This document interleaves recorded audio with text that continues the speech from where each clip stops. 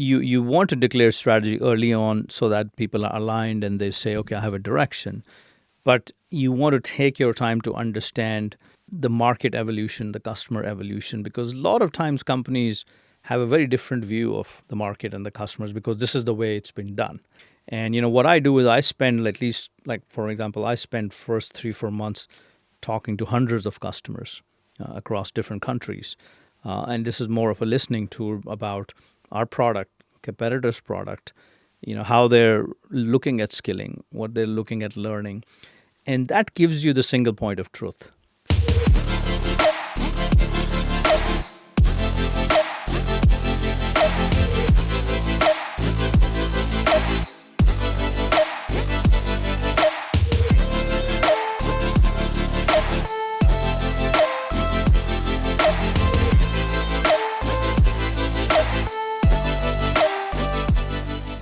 Nikhil, welcome to the show. I've got a number of stats here and I won't do it justice by memory, so I'm going to read it out. So you are the CEO of Epignosis, the business behind TalentLMS and a number of other products in its suite. TalentLMS has 22 million people as customers across 160 countries to power the learning inside business of all sizes. That's the note I have down. But before this, you led international growth at GoDaddy, launched WeWork in Asia, scaled Intuit into India to double-digit growth, and even helped build Kazakhstan's first stock exchange. Some pretty cool stuff in here. You've lived in 9 countries, you've worked across 4 continents, and somehow you've kept a daily running habit, which I think is the most impressive out of all of them. So welcome to the show. Let's start with that then. So Kazakhstan's first stock market, how the hell did you end up in Asia doing that? Thank you, first of all, for having me here. It's a pleasure to be talking to you. It was an interesting journey, when I reflect back. I was earlier a student in what used to be Soviet Union and now Russia. And I learned Russian language, and then I moved to the US. And I always had somehow this desire to come back and use the language skills and perhaps be combining with, any business education I pursue in the US. And it so happened, when you want something, you visualize something, it sometimes happens. And it happened in my case. And there was this project happening, which was a USAID World Bank project. And post collapse of the Soviet Union, there was a lot of privatization, and there were a number of projects. And in Kazakhstan, there were the first press club being built there, and then the stock exchange being built there. And I just got this opportunity to go there. And at that time, I was working in New York with CBS Television, and I remember telling my roommate that, I'm going to go there. And he looked at me with crazy looks to say, what are you doing? You're in New York, you work for CBS Television, you're going to Kazakhstan. And somehow, I had this, I always get drawn to uncertainty and challenging experiences. And it was one of the best experiences to work with some great, smart people and experience, a transition of a country from what it was to, what it is developed now. Yeah, incredible. I had to start there. I was just so fascinated by that. It's something which you don't often hear someone leaving the high rises of New York to go to Kazakhstan to build something, but that's what you did. Pretty awesome. Let's jump to current day then. So you're the CEO of Epignosis, big organization. Maybe give the audience a bit of an idea of what you do as a business. But then I'd love to hear, you're the CEO. You took over from the 2 founding team, 2 co-founders, and kind of got given the reins of the business. That has its challenges. So I'd love to start there. But yeah, tell us a bit more about the business. Before I kind of talk about Epignosis, just stepping back, and the world of skilling today, right, is kind of going through a monumental shift. And when I say shift, we have people who are working hybrid, people who are working online, people who are working offline. We have almost World Economic Forum talks about 80 million jobs will be destroyed over the next, decade, and 80 million new jobs will be created. And so, the world of skilling is really going through a very big transitionary phase. And we at Epignosis, our mission is to, basically provide all the skilling, upskilling, reskilling to employees of small and medium-sized businesses for them to be able to do the best work of their life. We today are in 160 countries. We have 22 million learners around the world. And we provide a learning management software where basically employees of small, medium-sized companies can both do mandatory training, which is compliance and safety, and also soft skilling, which is around leadership and management and marketing, and other training they would want to do. And, it's a great business to be in because ultimately we are changing people's life because we are creating growth paths for them. Yeah, amazing. So you took over from the two co-founders, Greek co-founders, Thanos and Dimitris. Having that role now for over 12 months, and you've already made some amazing ground in increasing absolutely everything in the business, which is amazing. But given the reins by these two founders who wanted to step away from the business, who they'd already built an incredible business for you to sort of take on to the next stage, and they've given you that vote of confidence to go, right, you do come with an impressive background, which we'll come to in a bit. But how was that sort of transition where you go, right, you've now got multiple different leadership styles that you kind of got to blend into this business? What's it like taking over that size of business and really being the ultimate decision maker? So taking over from the founders, I think, is always one of the hardest jobs because the founders are always the heart and soul of any company. They started two people perhaps in a small room, and the company grew.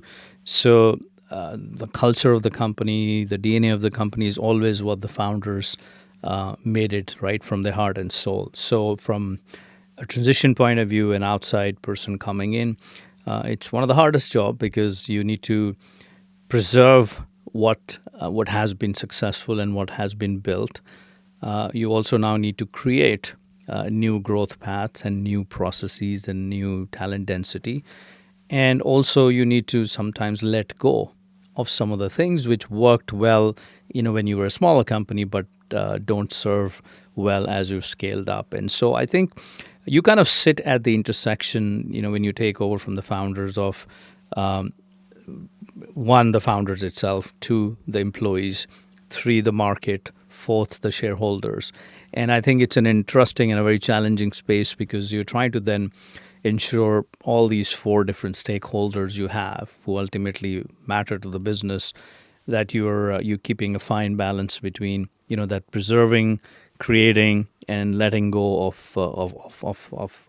things which no longer serve. And I think the only way to do that is kind of really immerse yourself a lot early on in a lot of listening and before making decisions, because a lot of times the tendency for all of us is to come in and perhaps have more prescriptions in mind rather than inquiry and understanding before getting into prescriptions. I think it's I'm a big football fan, right? So I always think about it like a manager that comes in and goes, we are playing this way. We are playing in a hard 4-4-2. There is no creativity. We're playing rigid, and that's how we're going to play it.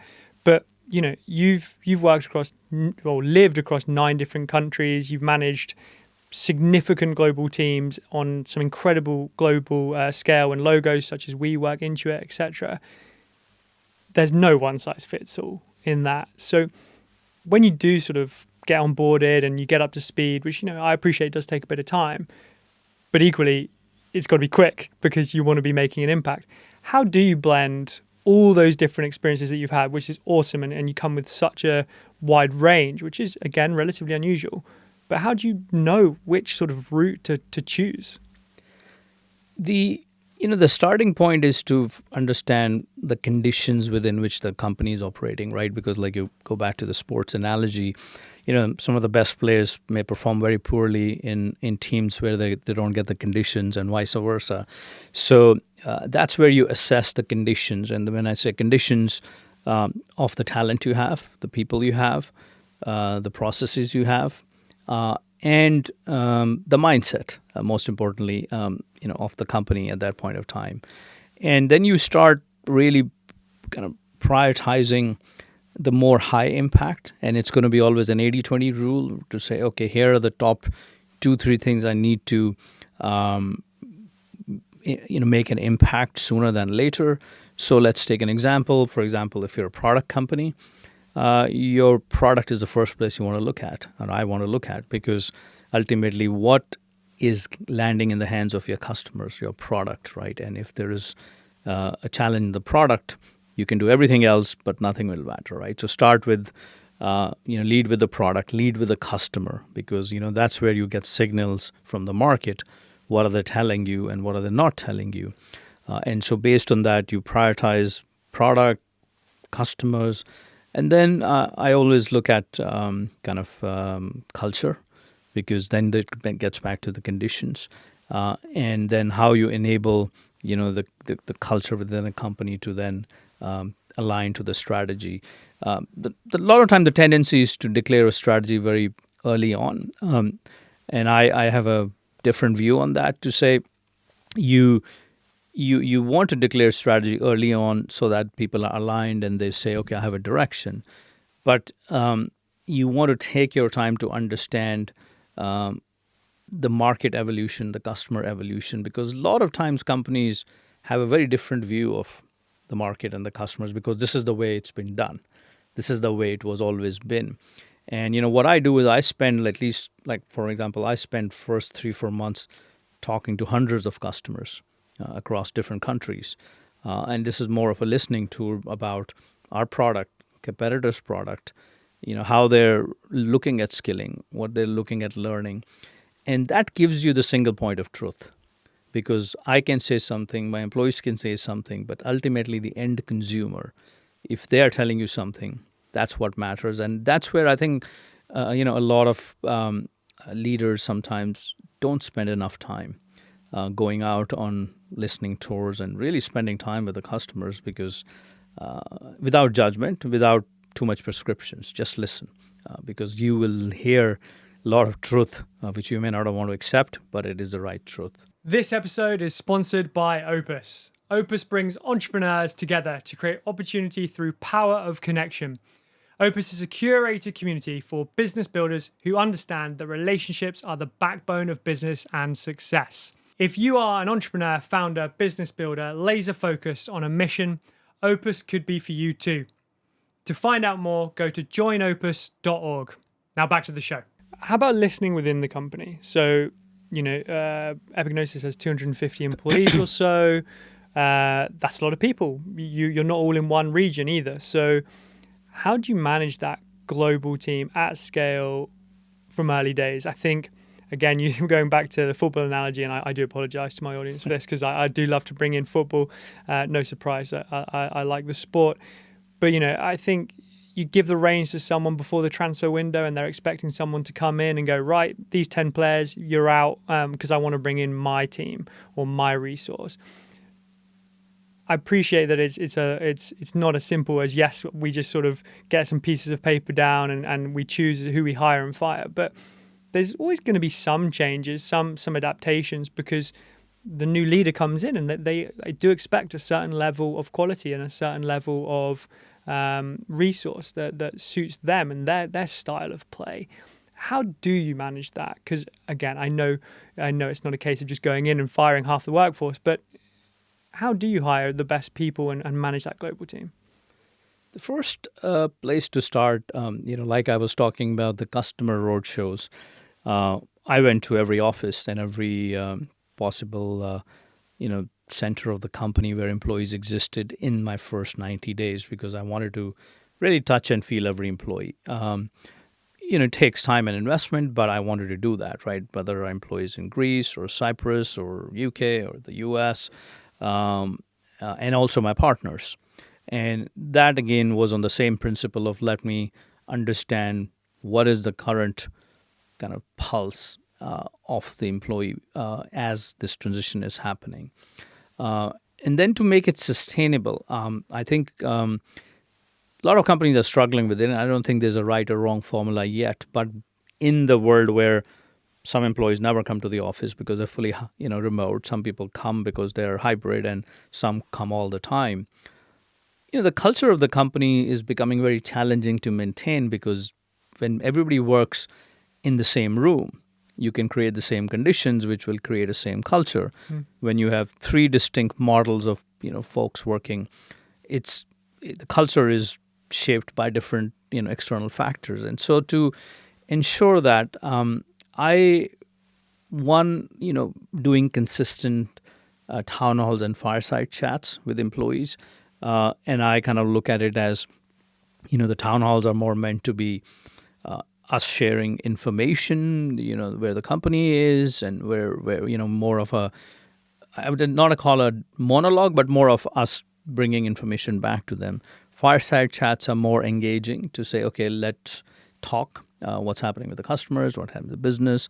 And so that's one way we do it. The other is I have a weekly cadence to catch up with a certain number of employees every Friday around the world. And so I keep it consistent, whether they're remote or whether they're in different parts of the world.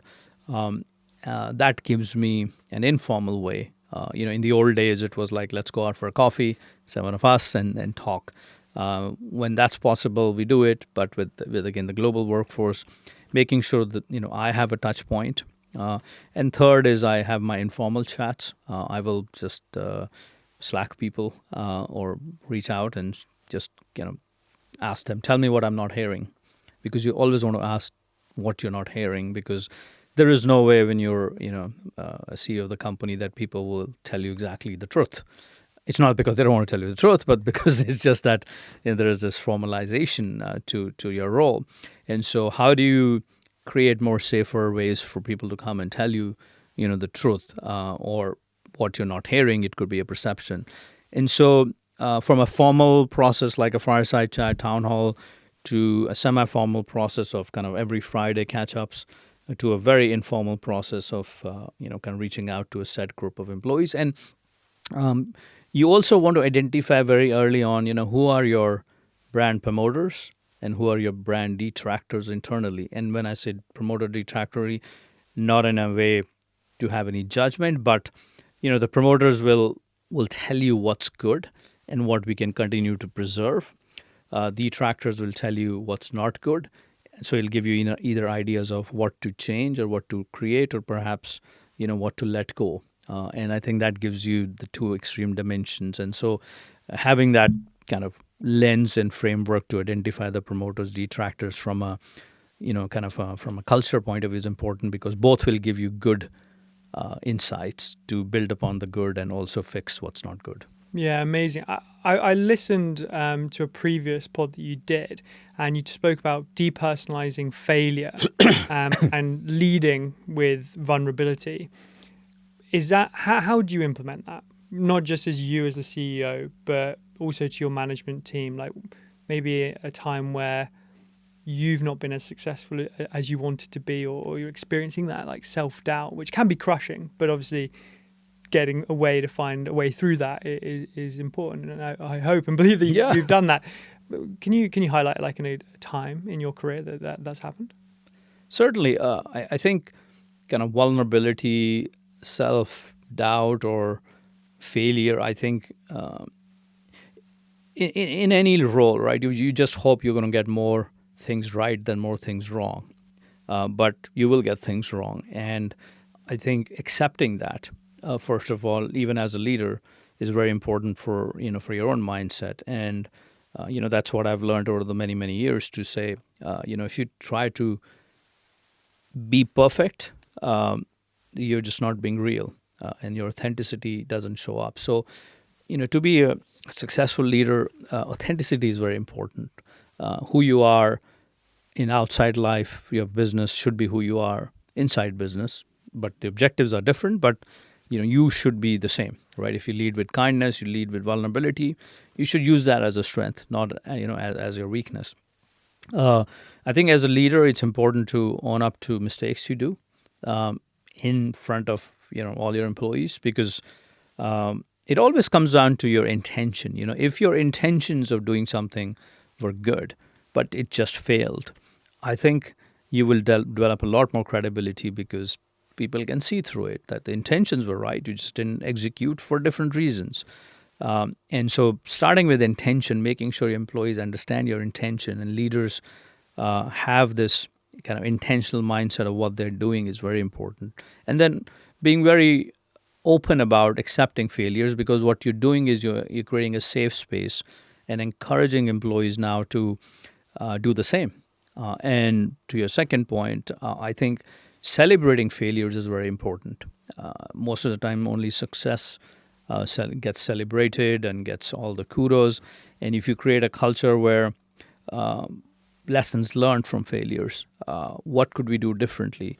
Almost have reflections on every project you do or every failure you have in the company, how big or small, and say, yeah, this is what we learned. So you know what you can do differently next time. So it encourages people to look at failure very differently. And so I think that starts with the leadership, then to your management team, and then kind of goes down further in the organization. But creating that environment, I go back to conditions, right? Creating an environment where people feel okay to fail with the right intention, right? Because if you're failing because you're trying something which was with the wrong intention, then that's different versus, hey, what is the intention? For example, I'm going to experiment with a new initiative which is going to drive revenue, or I'm going to build a feature functionality which perhaps can give a customer delight. All great intentions. You may win, you may lose, but then that's what your celebration is about, versus like trying to kind of create something which has no intention or correlation to the business, right? Because you want to be very focused on what is going to drive customer delight, what is going to drive your revenues, what is going to drive your profitability, and any experiment under those umbrellas are game on, because you fail or succeed, but you're trying. Love it. Now you talked about how you are breeding this culture around having your people, having your team, whether that be senior leaders to junior employees, there to come speak to you. That you keep your door open, and I'm sure you did this and implemented this at your past businesses where you worked in a senior leadership position at WeWork, Intuit, etc. Was there a time where somebody did highlight something which was kind of shocking to you? Now, I appreciate you might not necessarily be able to name the exact situation unless you can, which would be great, where this has actually changed the face of what you were working on, or something because somebody just brought something up and you've gone, holy moly, I need to deal with this right now. I think clarity in communication is so important, and it is always a work in process. We all assume at some point, we're clear in what we are asking people to do, or we're communicating in what we're asking to do. And as leaders, as you grow up the ranks, you realize every word you say or every word you don't say, or every action you take or every action you don't take can be interpreted differently by different people. And that just because they are either in different departments, the conditions are different, or their mindset is at a different place. And so the more clearer and more kind of communication is more the way you do it, but clarity from leadership is extremely important. It's always a work in process, because when I say clarity, what clarity means to me, you may be very different what clarity means to another employee. And so more simpler you can become, the less jargony you can become, because we're all trained to become jargony over time, right? But then when you have a very diverse base of employees, different cultures, different countries, and so early on, as I've learned also, sometimes I was communicating something, but it wasn't being interpreted the same way. Or if I was not communicating about a particular topic, it was assumed, why am I not talking about that, right? So I think the more you can get better and better at that as a leader, because ultimately, if you step back, say, the most important job you're doing as a leader, outside the strategy, is where are the company's resource being spent and where are the company's time being spent. You're deciding that. That's a big, kind of responsibility. And if you don't get those right, you're just moving the ship with the time and the resources, but what direction? So I think clarity around that, communication styles around that, declaring what you're not going to do, because again, going back to one of the lessons learned was I wasn't very vocal about in the past about what we are not going to do. I was more vocal about what we are going to do. But being absent on not talking about that created more, kind of confusion. So I think declaring things as explicitly as possible with clear guiding principles. That's the other thing, right? I mean, I've learned from one of my old bosses I worked for was to help understand how are you making decisions. Now, not everybody needs to give you an opinion on your decisions because then it become very crazy. But making people understand what are your guiding principles of making a decision, right? If you decided to shut down a product, if you decided to shut down an office, if we were, going in a situation where, we had to do downsizing or, we had to hire more people or do whatever. I think the guiding principle is very important because it's giving people a window into your thinking process, and then they can relate to it. They may not agree with it, but they can relate to it. So you've already developed a bridge of what I call a trust. Amazing. Clarity and prioritization, both important. You've worked over, half a dozen industries by this point, education, tech, media, finance, so plethora of different sectors, and projects within those are different, but all have a skill of prioritization within that. So for that early stage founder or maybe leader who may be early on in their career, how do you stay clear and stay focused in prioritizing what's the most important thing? So I think for any company, product market fit is the first place you want to start with, because the tendency to go broad is, the next shiny penny is very, very high in not only early stage company, but even in late stage company, because there's always a market for something else, but if you have a product market fit, stay very, very focused on that. Because if the TAM and the SAM is pretty big enough, how do we keep going deep versus going broad? I think what is very important. Secondly, also in your go-to-market playbook, what's worked for you, right, is more certain than what's not worked for you or something you never tried. So keep increasing your odds of certainty and doubling down on your things which have worked and further optimize and make it better and better, because, it's about, there was this one of the mentors I learned was the 1% rule, right? There was this story of a chef in Japan who used to make sushis. And every day he would say, how can I make 1% better? And that 1% better every day adds up to a ridiculous number over the course of the year, right? Of improvement of like 300 times or something like that. So having a go-to-market playbook on what's worked, but getting better and better and better will give you higher, odds of success. And then experimenting with something new. But I think you would always want, keep going 80% on your core, 20% new. A lot of companies tend to go a lot further on new experiments around go-to-market and new products. And then you're increasing the uncertainty both on your product and market pretty high, right? So I would stick to advice would be stick to your 80% what's worked, get it better and better, assuming the market is still there, and keep innovating on the 20%. So that way you're creating something new for the next year and the following year. But you've boxed the degree of risk there. So interesting. So does that change now when you're the CEO of a business of, looking after 250 people's lives plus all the customers that you service?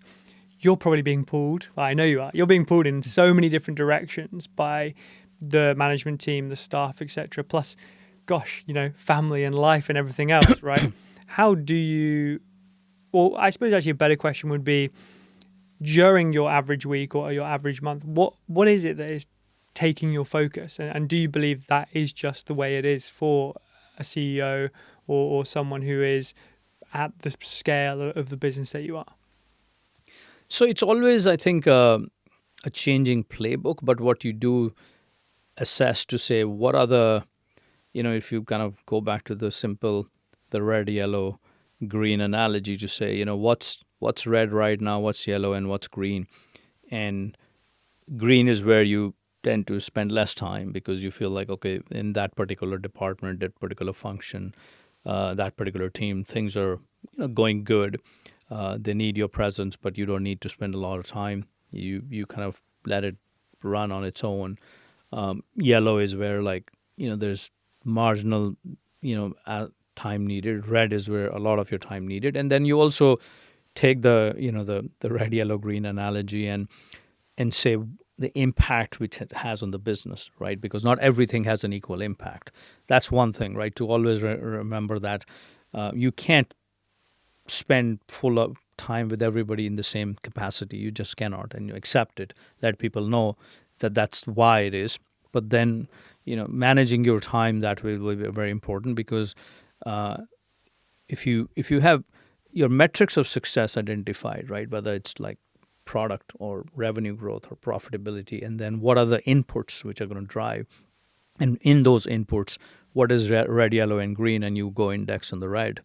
I think that's how I pick my time because not every, and it may change every quarter. Willingness to relook at your calendars, willingness to relook at your cadences, at your meetings, is very important because then you're freeing up time, right? Time is the most precious commodity, which is a cliche statement, but how do you manage and how are you open to changing course as and when you get signals from the business where it's needed more, right? So making fast decisions on that is important, and then also to pace yourself well as a leader. I think a lot of time at the end we are all humans, and we need to pace ourselves, and you can pick and choose when you're running at 100 miles an hour and when you want to run at 1 mile an hour, because you gotta balance yourself, and so you don't want to get to a point where you burnt yourself out too fast too soon. And so making sure you as a leader is also creating white space time for yourself, right? You're in the company, you're with the customer,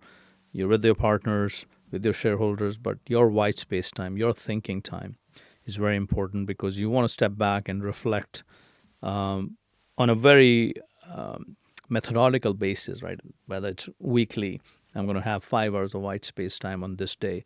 So then you look back at the week and say, okay, here's things you feel good about. Here's things you don't feel good about, and then you kind of change things going forward. Amazing.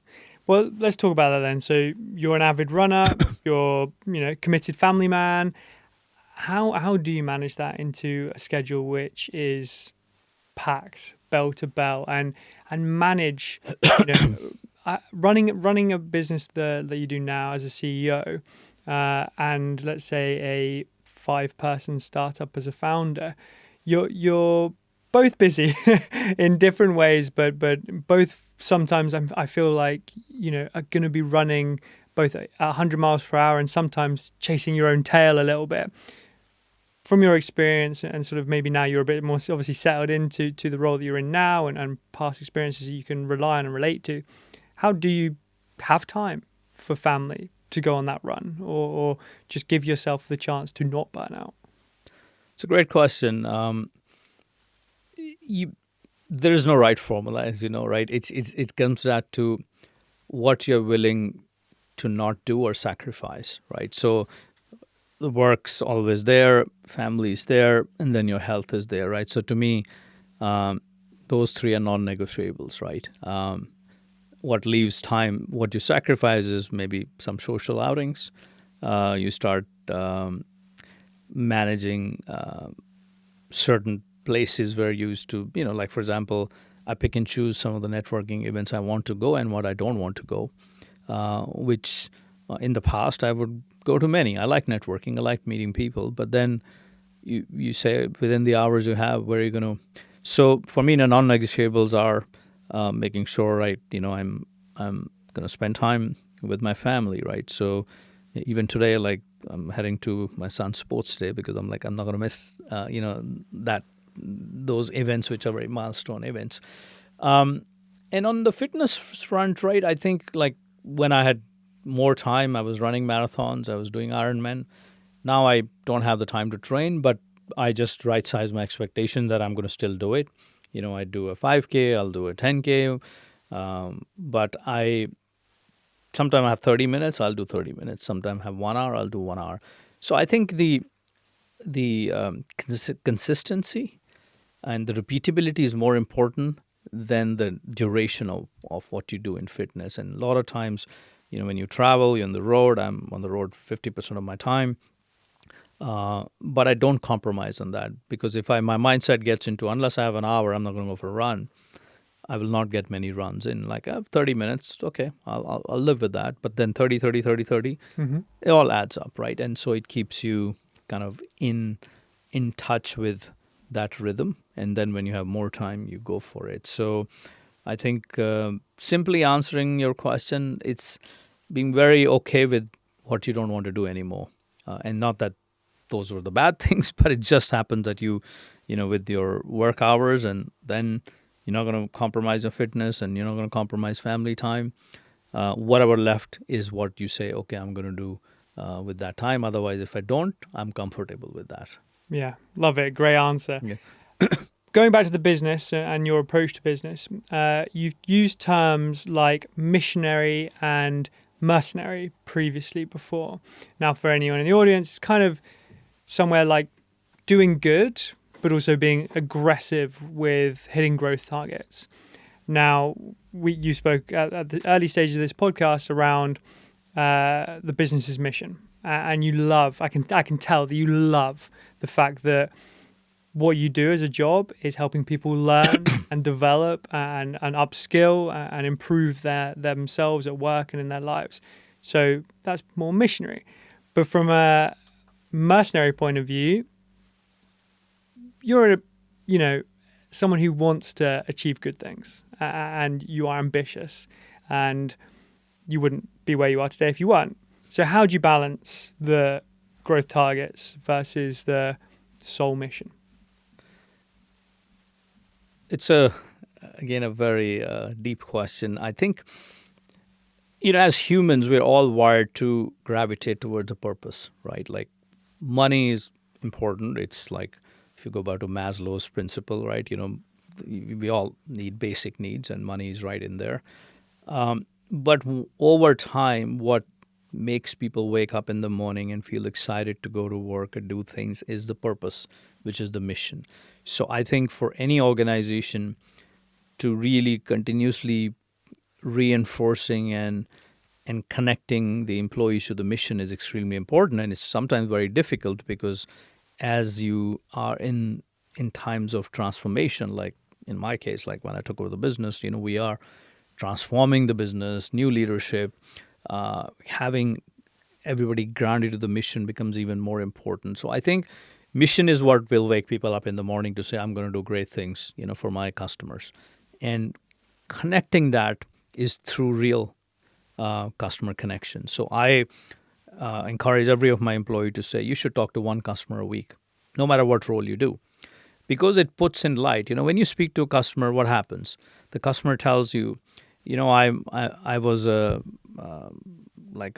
healthcare business, and I provide caregiving to older patients.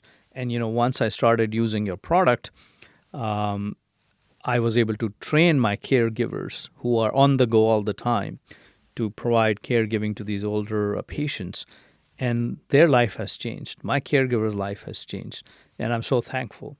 They're not talking about feature functionality. They're talking about how they have changed the life of their customers, but by giving training to caregivers, right? So these kind of stories can be extremely powerful, because everybody can relate to it, right? Everybody has some, for example, in this kind of business, an older family member who needs caregiving. So having your employees connect to the purpose, but through real stories, through real customer connections, is very important. And you get that purpose, going every day. The mercenary part is important because, we're ultimately all in the business of creating revenue and profits, right? That's what business is about.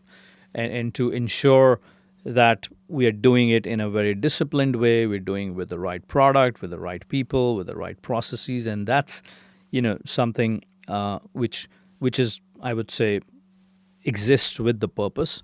It's not either or. And if it was either or, then you would be not for profit, right? And so when you're in a for profit business, it's important to be very transparent and I would say direct with your employees.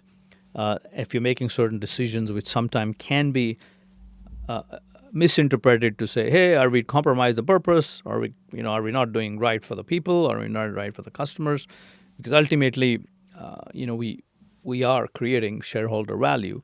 The way it's created is, you have great employees who create great products, ultimately create shareholder value, but not to forget that the outcome is ultimately in a for-profit business, creating a sustainable, profitable growth, but by having a purpose-driven company with a great culture. Amazing. Great answer. And I think it's something which a lot of people struggle with, and especially early stage founders kind of losing touch of the mission, I think, sometimes. But as you say, the mercenary side of it is pays the bills, frankly. So let's talk about managing up. I love this topic. Now, you've been installed as CEO by two founders who stepped away from the business, and obviously in past roles you had management above you. To allow you to get the best out of you, you need to manage up. Now, it doesn't matter if you're a junior employee, a junior marketer with a head of marketing, or a CEO with a leadership board, or a VC board, or whatever that may look like. There's always a level of managing up, unless you are a bootstrap founder who's got no one above them and it's just solely on you.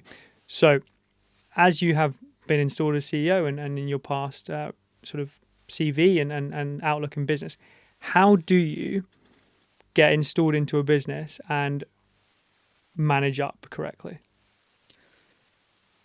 I think the first place you would want to understand is all your kind of stakeholders there. Like if you're a founder and you have a board, or early stage, late stage, right? And normally the board is probably your founders. You have your leading shareholder, who's the investor, and sometimes you have two investors or three investors. So understanding your board dynamics are important. Meaning, when I say board dynamics, meaning your founders and investors and the personalities and because different kind of stakeholders operate at a different rhythm.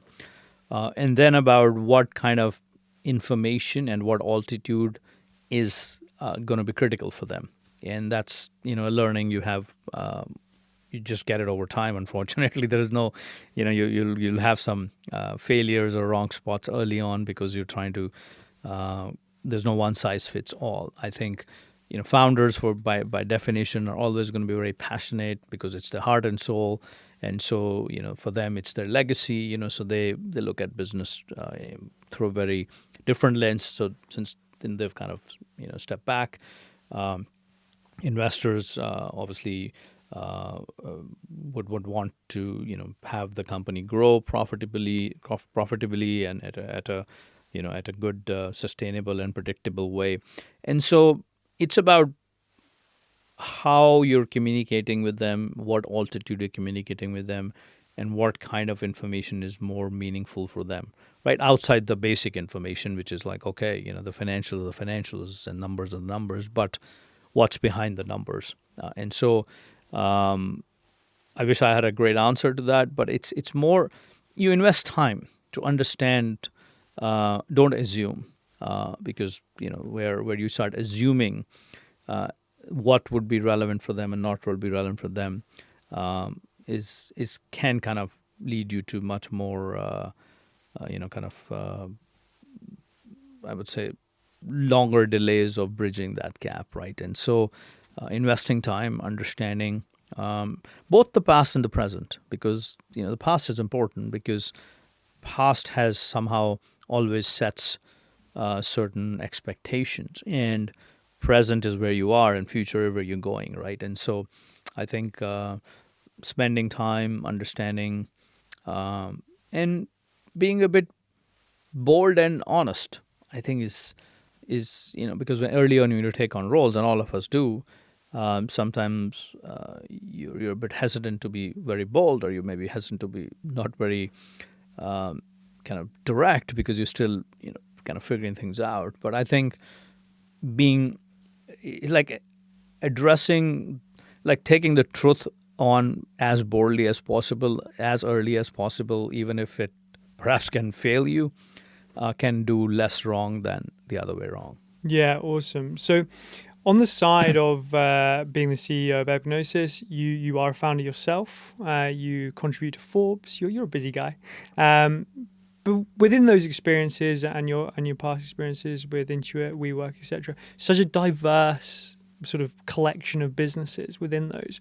Is there a trend or a pattern that you see from other founders and other leadership teams that maybe they make mistakes? Like, is there a mistake that you see happening time and time again that maybe now frustrates you, and something which you believe every founder should kind of watch out for? I think it comes down to people who you surround yourself with. And sometimes success does more harm in these places where if you are, for example, if you're early stage founder or mid stage founder, or your company starts growing and market is great, you tend to lose sight of honest feedback. So I think making sure you have people around you who are going to tell you something which you don't want to hear, that circle is very important, because it's less about the success or the failure from an output point of view, but it's more about understanding the inputs which are driving that. And the inputs are all the feedback loop, the things people will tell you about the product or the culture, about talent density, about competitive things changing and you're not seeing it. And so I think because as founders, they're brilliant people, right? They started something, they had a passion. It takes a lot of tenacity and takes a lot of guts to build something, and so that they already have. But it's all like, how do you sustain and scale that, which is about bring people around you who would complement that and listen to them and make your judgment, but not having them, is the biggest mistake. And and outside of that, one of the lessons I always reflect back almost every week now, I say, maybe because as you get older, you get more philosophical, but you're never self-made in life. People can say they're self-made. I genuinely believe you are here because there were conditions created by others for you. I mean, of course, you had your hard work, you had your passion, but somebody helped you somewhere along, right? Whether it was your parents, whether it's your school, whether it's your friends, whether it's some business people you end up meeting, you just happen to be in a particular country and things went in your favor, right? So looking back and just being grounded to say that, yes, your hard work and your tenacity mattered, but there were conditions which went in your favor, created by others. And so making sure that humility connection stays, staying in touch with those people. Like one of the things I've done so far, which it wasn't planned, but that's how I look back. I've stayed in touch with every boss I've had in my life, all the way through last 30 years, because I felt like they contributed to my growth in some way or the other, and I owe it to them. And so I keep that connection alive, and it also reminds me of who I was and who I'm becoming and where is the in the balance. And so I think that when you meet people, when you work with people, make sure you keep that connection alive, because it's a mirror for you always. I love this advice. I mean, one of the reasons I do this podcast is I get to meet incredible guests like yourself. It can be tough to keep those networks alive. Do you have any advice to younger founders who are just starting out on their journey, or even those that are decades into their journey? Is it a little black book where you note down everyone, and then every now and then you look at it and go, "Oh, I need to make sure I, contact Joe or Jane"? Is there a way to manage that, or is it just something which you just do instinctively? There's no right or wrong. There's not a kind of a sophisticated way. The way I do it, I can just share that, is that, for example, like, at different times in the year, whether it's New Year's or whether it's Christmas or whether it's, some holiday I make sure I drop in a note, because it doesn't take a lot of time. You do something less and you sacrifice, but do that, right? One is like have your list, right? Meaning because it can be, okay, here are my top 50 people, whatever, come up with that list. And then say, I'm going to hit them at least once a year. Some I want to hit once a quarter. Some I want to even meet once a quarter. But then make it a priority, which means it comes at a cost of not doing something. So maybe you go to 2 less networking events. You go to 2 less conferences.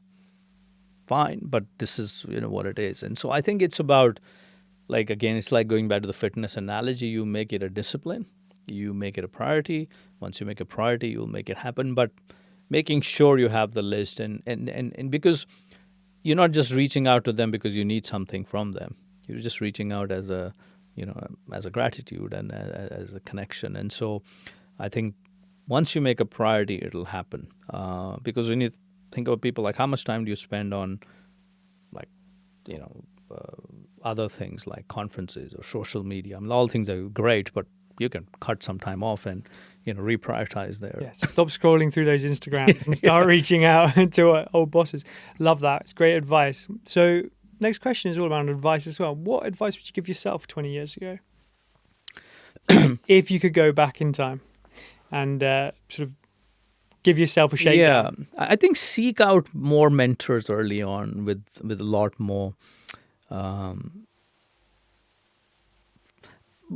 intention. Like, for me, I ran into mentors, right? Like, just life was a little difficult, and for me, I got into mentors, so I held on to them. But I don't know if I had an active process of thinking out to say, okay, what kind of mentor should I have? So let's, for example, I need a career mentor, right?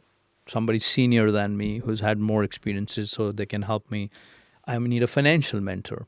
Okay, how should I think about money when I'm 20? So in another 20 years, I can invest and do the right things. I may need a spiritual mentor. So I'm kind of growing as an individual, not just becoming swallowed by the world of materialism all the time, right? And kind of seek those kind of folks, because then you are starting early, like, so for me, I'm always hungry for learning and development, but I don't think I had a formula for seeking mentors. So if I had looked back, I would have, hey, here's what I would have done much more differently, better, which have perhaps helped me much more faster. And then as you're little older in your life, I would say then have 2 sets of mentors, like I talk about. One is somebody who's more experienced than you, who can give you the wisdom, and have somebody younger as a mentor, because they can tell you where the world is moving towards. So like today, if I, speak to young people like yourself, or, even different generations, I can understand what is the behavior they are using to make decisions. How are they using technology? So even as a business person, I can understand where it is going, because the senior people are telling you how it's been done and the wisdom of life. The younger people are showing you where the world is going to be. I would kind of talk about mentors both in kind of seeking early on in life, and those, financial, business, spiritual bucket, and then as you're older in life, to kind of have a younger and older mentor. Yeah, I love this. For me personally, I've had some incredible advisors and mentors along the way. A former boss of mine, I actually look back and reflect and realize how much of a mentor they were to me, and such a great boss. I had no idea at the time that they were such a great boss until I became a startup founder myself and started hiring, 1, 2, 3, 5, 6, 10 people, and then going, wow, like, this is something they did for me. They gave me that visibility, transparency of everything across the business. Didn't even realize they were doing me such a good service at the time. And now as a founder who, has some things figured out, but plenty of stuff I don't have figured out, really trying to upskill myself with, HR advisor, a sales advisor. And I very much try to position an advisory board. And I think when I speak to other founders, they don't realize that people are just willing to give back. Like, you don't have to necessarily offer them loads of money or any money at all. Sometimes it's just, can I buy you coffee once a quarter? And it will take 20 minutes of your time. I know you're busy. If you'd be happy to do that and get to know me and my business. And so many people will be like, yeah, I'd be willing to do that. Yeah. And I think the other element there is to make sure it's consistent. And you have accountability back to your mentors because, like you can talk to people, they'll give you advice, you say, okay, fine, you move on. And you've not built that connectivity back, right? So it is like a discipline. So, okay, you have a mentor, you're going to speak to them once a month or once a quarter. They're going to tell you something, but then you reflect back to them of what you've done with that advice. Because then they have more skin in the game as vested because they see, okay, you're taking something I told you seriously and you've gone and acted upon it. Here's what you learned. And then it becomes more of a, kind of a typical teacher-student relationship, which is where it flourishes, right? And versus like you take advice and you move on, but you don't report back. So it's very important for you to make the people you are using mentorship for, your mentors, that they're also hearing back from you because they may also say, hey, this worked, this didn't work. And then again, they can reflect back.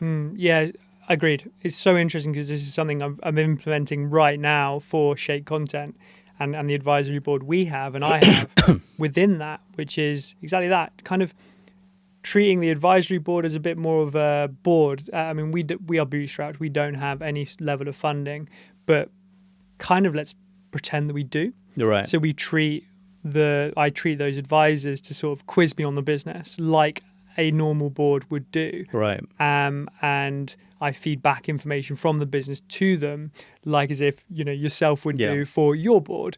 I definitely wouldn't go into the same detail that you probably spend on yours, but much smaller businesses.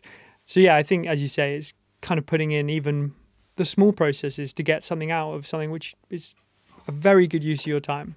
Awesome. So it's a question I love to ask, and I think you would be so perfectly fit to ask this question too. Talent or luck? Skill or luck? So let's go skill or luck. Do you believe it is more important to have skill or luck along the journey, whether you be a founder or someone who is looking to establish themselves in a leadership position, maybe to the heights of Epignosis, WeWork, Intuit, etc.?